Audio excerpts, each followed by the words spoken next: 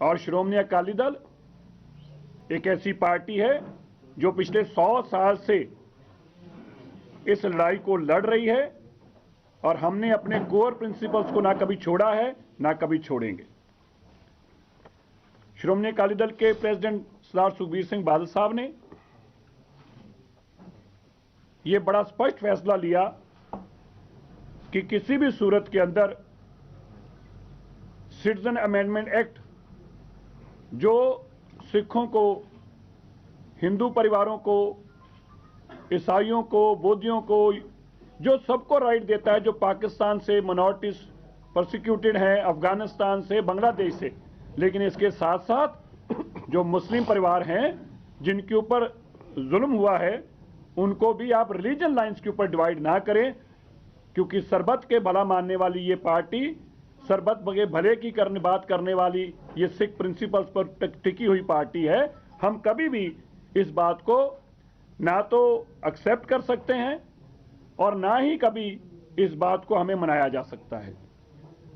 हम इस बात के लिए भी हम भी वेलकम दिस सीए, हम इसका मांग करते आए हैं, लेकिन हमारी मांग में कभी भी ये बात नहीं रखी गई थी कि इसमें से किसी को एक्सक्लूड किया जाए।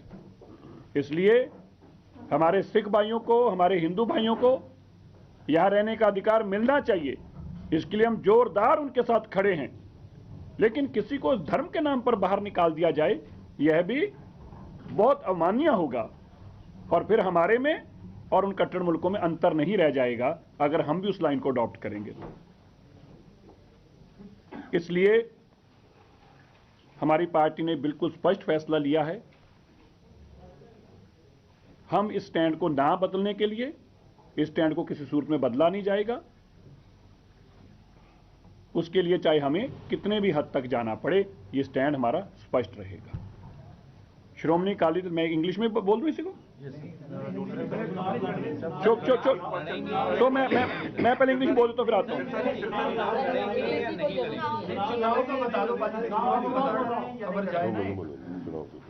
श्रोमणी अकाली दल का स्टैंड बड़ा क्लियर है।